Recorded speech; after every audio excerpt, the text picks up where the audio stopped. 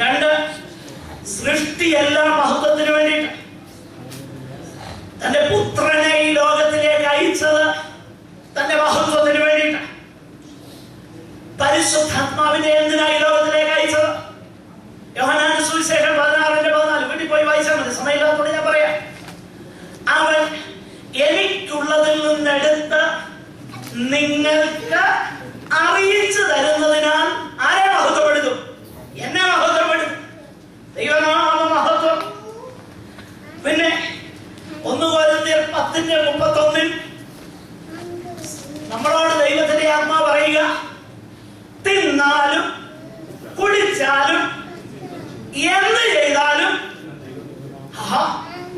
അപ്പൊ എന്ത് ചെയ്താലും ചെയ്യുന്നതേതും ദൈവനാമം മഹത്വപ്പെടുമോ എന്ന ഒരു മാനദണ്ഡത്തിലേ നമ്മൾ ചെയ്യാം. മനസ്സിലാകുന്നുണ്ടോ? അപ്പൊ ദൈവനാമ മഹത്വം. പ്രിയമുള്ളവരെ, യോഹന്നാൻ 14:12 അടിസ്ഥാനത്തിൽ നമ്മുടെ പ്രാർത്ഥനയ്ക്ക് മറുപടി തരുന്നത് എന്തുകൊണ്ടാണ്? പിതാവ് പുത്രനിൽ മഹത്വപ്പെടേണ്ടതിനായി ചെയ്യുന്നത്. നമ്മുടെ വിൻസൻ ഫാൻസിക്കല്ല മറുപടി. പിന്നെ എന്തിനു വേണ്ടിയിട്ടാണ് മറുപടി ലഭിക്കുന്നത്? പിതാവ് പുത്രനിൽ മഹത്വപ്പെടണം. അതായിരുന്നു ദൈവവചനത്തിൽ ദൈവത്തിന്റെ പ്രധാനപ്പെട്ട വിഷയമായിട്ട് നമ്മൾ കാണുന്നത്. അതുകൊണ്ടാണ് പൗലോസ്ലീഹ പറയുന്നത്, ഫിലിപ്പിയ ലേഖനം 1:20 നമ്മൾ വായിക്കുന്നത്, ജീവനാലാകട്ടെ മരണത്താലാകട്ടെ. ഒന്ന് വായിക്കുന്നു 1:20. ലജ്ജിച്ചു പോകാതെ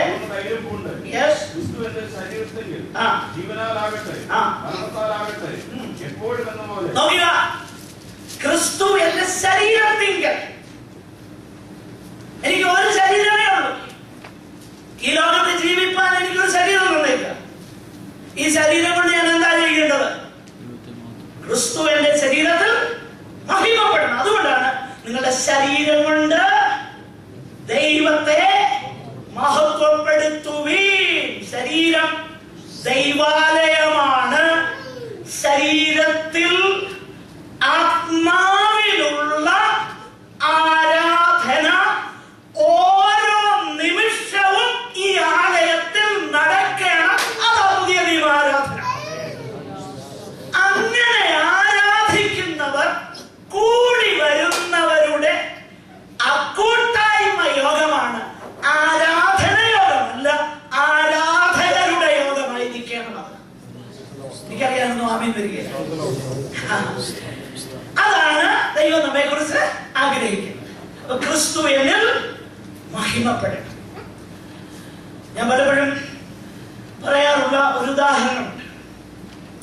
ഞാൻ ശുശ്രൂഷിക്കുന്ന സഭയിൽ പല പ്രാവശ്യം അത് പറഞ്ഞു. ദയവായിട്ട് അവരെന്നോട് സദയം ക്ഷമിക്കും എന്നാ എന്റെ ചിന്ത. വീണ്ടും ആവർത്തിക്കുന്നത്, 2 നിലയില് പൗലോസോട് പറയുന്ന വാക്ക് മാഗ്നിഫൈ എന്നാ പറഞ്ഞിരിക്കുന്നത്. Magnify the Lord in my body. Magnify, വലുതാക്കി കാണിക്കുക, മഹത്വപ്പെടുത്തുക. അതിൽ ആ ഒരർത്ഥം തന്നെ വരുന്ന വാക്ക്. വലുതാക്കി കാണിക്കുക എന്ന് പറഞ്ഞാൽ, മാഗ്നിഫൈ ചെയ്യുക എന്ന് പറഞ്ഞു കഴിഞ്ഞാൽ, ഞാൻ പറയാറുണ്ട് 2 നിലകളിൽ മാഗ്നിഫൈ ചെയ്യാൻ കഴിയും. ഒന്ന്, ഒരു മൈക്രോസ്കോപ്പ്, ഭൂതക്കണ്ണാടി ചെറിയ കാര്യങ്ങളെ മാഗ്നിഫൈ ചെയ്ത് വലുതാക്കിയിട്ട് കാണാൻ പറ്റും. അതിന് മാഗ്നിഫൈ എന്ന് പറയാൻ കഴിയും, വലുതാക്കുക. എന്നാൽ വേറൊരു സംഗതിയുണ്ട്, ടെലസ്കോപ്പ്. ടെലസ്കോപ്പ് മാഗ്നിഫൈ ചെയ്യുന്നത് ഈ ചെറിയ കാര്യങ്ങളെ വലുതാക്കി ഭൂതക്കണ്ണാടി കാണിക്കുന്ന പോലെ അല്ല ടെലസ്കോപ്പ് ചെയ്യുന്നത്. അതിന്റെ ഫംഗ്ഷൻ എന്റെയാണ് ഡിഫറെന്റ്. അതെന്താണെന്നറിയാമോ ചെയ്യുന്നേ? ദൂരെ വളരെ അകലത്തുള്ളതാകുന്ന നക്ഷത്രങ്ങളെ അതിന്റെ ഉള്ള വലിപ്പം നമ്മൾ കാണുന്നില്ല, ഏകദേശമൊക്കെ അതിന്റെ വലിപ്പം കാണിച്ചു തരുന്നതാണ് ടെലസ്കോപ്പ് ചെയ്യുന്നത്. ദൈവമക്കൾ എന്നാ ചെയ്യേണ്ടതെന്ന് അറിയാം? അവർക്ക് മൈക്രോസ്കോപ്പിന്റെ ഫംഗ്ഷൻ അല്ല ഉള്ളത്. കാരണം ദൈവത്തിന്റെ വലിപ്പത്തെ, അവന്റെ ഇല്ലാത്ത ഒന്നിനെ വലുതാക്കി കാണിക്കുകയല്ല നമ്മൾ ചെയ്യുന്നത്.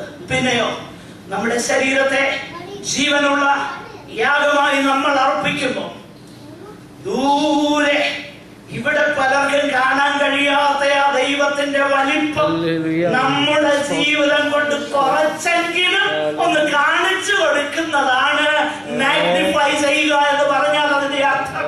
അതാ പൗലോസ് പറഞ്ഞത്, ജീവനാലാകട്ടെ മരണത്താലാകട്ടെ ഞാൻ മരിക്കുമെന്നുള്ളത് എനിക്ക് വിഷയമല്ല, ഞാൻ ജീവിക്കുമെന്നുള്ളതും വിഷയമല്ല. കാരണം എന്റെ മരണഭയം എന്നേ മാറിപ്പോയി. ഈ മരണഭയം മാറാത്തവരൊന്നും വാസ്തവത്തിൽ ദൈവകൃപ അനുഭവിക്കുന്നവരല്ല. അതുകൊണ്ട് അവരെ പലരും ഒന്ന് പേടിപ്പിക്കുന്നു. ശവപ്പെട്ടി കാണുന്നുണ്ട്, റീത്ത് കാണുന്നൊക്കെ പറഞ്ഞു. ദൈവജനം മരണഭയം മാറിയവർ അവരെ ഒന്നും പറഞ്ഞ് പേടിപ്പിക്കാനൊക്കെ. പ്രിയമുള്ളവരെ, പൗലോസ് പറയുകയാണ്, എന്റെ ശരീരത്തിൽ മരണത്താലാകട്ടെ ജീവനാലാകട്ടെ ക്രിസ്തു മഹിമപ്പെടുകയുള്ളൂ. മരണഭയത്തിന്റെ കീഴിൽ ആരും ഇരിക്കരുതേ. കർത്താവ് മഹിമപ്പെടട്ടെ. കർത്താവ് വരുന്നു.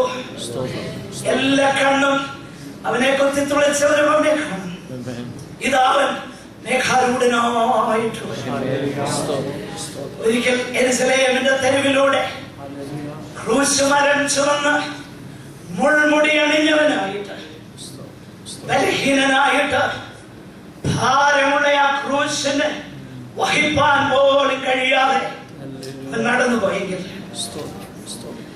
അവൻ വരുവാൻ പോകുന്നു രാജ മുടി ധരിച്ചവനായിട്ട്.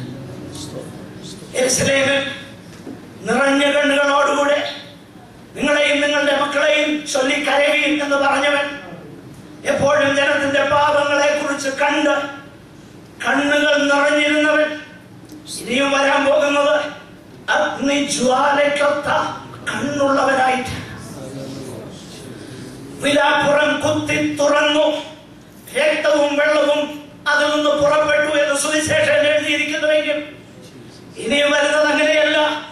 മാറത്ത് പൊൻകച്ച കെട്ടിയവനായിട്ട് വരുന്നു.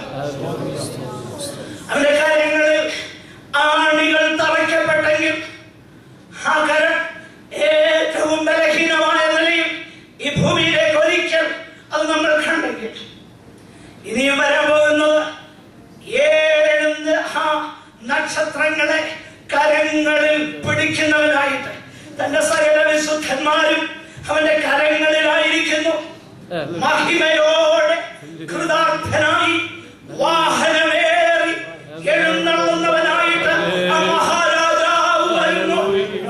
അതുകൊണ്ട് അല്ലയോ കുമാരി, കേൾക്കുക, ചെവി ചായിക്കുക, സ്വജനത്തെയും പിതൃഭവനത്തെയും മറക്കുക. നിന്റെ രാജാവിലാകട്ടെ നിന്റെ ആശ്രയം, അവൻ നിന്റെ നാഥനല്ലോ. ഇതാ അവൻ മടങ്ങി വരുന്നു. അവൻ നമ്മിൽ മഹത്വപ്പെടട്ടെ. അവളെ ചിത്രത്തയ്യലുള്ള വസ്ത്രം ധരിപ്പിച്ചാണ് രാജസന്നിധാനത്തിൽ കൊണ്ടുവരുന്നത്. ഇന്ന് ദൈവകൃപയാൽ നമ്മുടെ ജീവിതം മഹിമപ്പെടാൻ തുടങ്ങട്ടെ. ദൈവകൃപയെ അതിനാവശ്യമാണ്. ഞാൻ വാക്കുകളെ അവസാനിപ്പിക്കുന്ന പൗലോസ് ഇവിടെ പറയുന്നുണ്ട്. എന്നാൽ ഈ രാത്രി സമയം കണ്ടതാകുന്ന തിരുവചനത്തിന്റെ മുൻപാകെ നമുക്ക് നമ്മെ തന്നെ സമർപ്പിക്കാം. എന്റെ പൊന്നു കർത്താവേ, നിന്റെ കൃപയാൽ എന്നെ നിറയ്ക്കണമേ, നിന്റെ ശക്തിയാൽ എന്നെ നിറയ്ക്കണമേ, നിന്റെ മഹിമയെ വെളിപ്പെടണമേ എന്നുള്ളതാകുന്ന ഒരു പ്രാർത്ഥന നമ്മുടെ ജീവിതത്തിൽ ഉണ്ടാകട്ടെ. നമുക്ക് പ്രാർത്ഥിക്കാം. സഹോദരന്മാരൊരാൾക്ക് ദയവായി പ്രാർത്ഥിച്ച് അവസാനിപ്പിക്കാം. Glory to God. Thank you, Jesus. Thank you, Lord. Glory to God. Praise the Lord.